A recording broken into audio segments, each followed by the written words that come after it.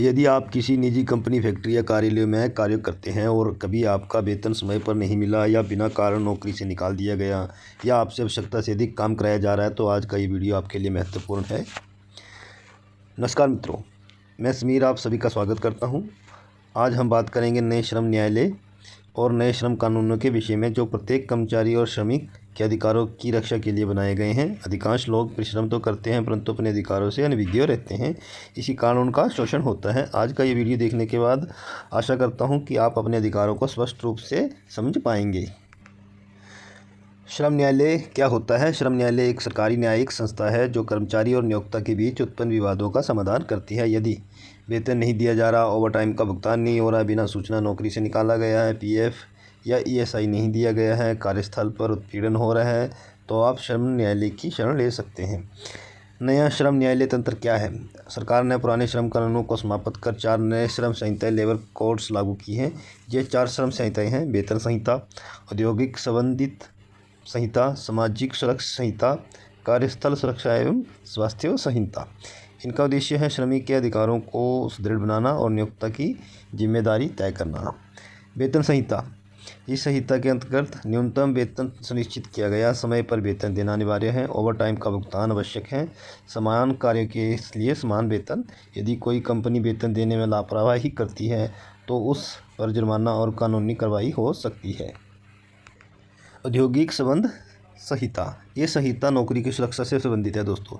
इसके अनुसार बिना उचित कारण कर्मचारी को निकालना, अवैध नोटिस अवधि देना अनिवार्य है, मुआवजा और समझौते की स्पष्ट व्यवस्था। यदि कर्मचारी को गलत तरीके से निकाला जाता है तो श्रम न्यायालय नौकरी वापस दिला सकता है।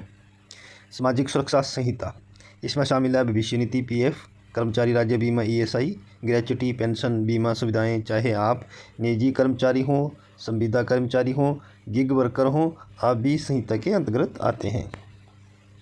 कार्यस्थल पर सुरक्षा एवं स्वास्थ्य की संहिता, इस संहिता के अनुसार सुरक्षित कार्यस्थल देना नियोक्ता की जिम्मेदारी, कार्यों के निश्चित घंटे तय करना, महिलाओं की सुरक्षा, दुर्घटना होने पर मुआवजा देना इत्यादि। यदि आप कंपनी सुरक्षा नियमों का पालन नहीं करती तो उसके विरुद्ध कानूनी कार्रवाई हो सकती है।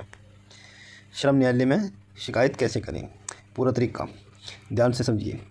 चरण 1 में क्या होता है? श्रम कार्यालय में शिकायत। सबसे पहले आप अपने क्षेत्र के श्रम विभाग में शिकायत दर्ज करें। चरण दूसरा स्टेप क्या है? सुलह प्रक्रिया। श्रम अधिकारी कर्मचारी और नियोक्ता के बीच में समझौता कराने का प्रयास करता है। स्टेप 3 में श्रम न्यायालय। यदि समझौता नहीं होता है तो मामला श्रम न्यायालय में भेजा जाता है। अब सबसे बड़ी आप लोगों की कन्फ्यूजन ये है कि क्या वकील रखना आवश्यक है? नहीं, आप स्वयं भी अपना मामला रख सकते हैं। हालांकि बड़े मामलों में वकील की सहायता लेना लाभदायक होती है। जैसे अगर कोई बड़ा मामला है तो उसमें आप वकील कर सकते हैं। वैसे छोटे मोटे केसेस में आपको वकील रखने की कोई आवश्यकता नहीं है। मामले में कितना समय लगता है? छोटे मामले 3 से 6 महीने में निपट जाते हैं, बड़े मामले 1 से 2 वर्ष में। अधिकतर मामलों में निर्णय श्रमिक के पक्ष में होता है, मतलब कि जो एम्प्लॉई है उसके ही पक्ष में होगा, आप ही के पक्ष में होगा। क्या गरीब व्यक्ति भी केस कर सकता है? हाँ बिल्कुल, शुल्क बहुत कम है, निःशुल्क कानूनी सहायता उपलब्ध है। श्रम न्यायालय विशेष रूप से श्रमिकों के लिए बनाया गया है। दूसरी सबसे बड़ी बात, यदि मालिक धमकी दे तो क्या करें? याद रखिए, धमकी देना स्वयं एक अपराध है। शिकायत करने के बाद कंपनी की जिम्मेदारी और बढ़ जाती है। ठीक है, तो डरना नहीं है आपने। सच्चाई क्या है लोगों के मन में? देश में अधिकांश लोग अपने अधिकारों से अनजान होने के कारण शोषण सहते रहते हैं। जिसे कानून का ज्ञान होता है उसका शोषण नहीं होता। ठीक है, ये याद रखना।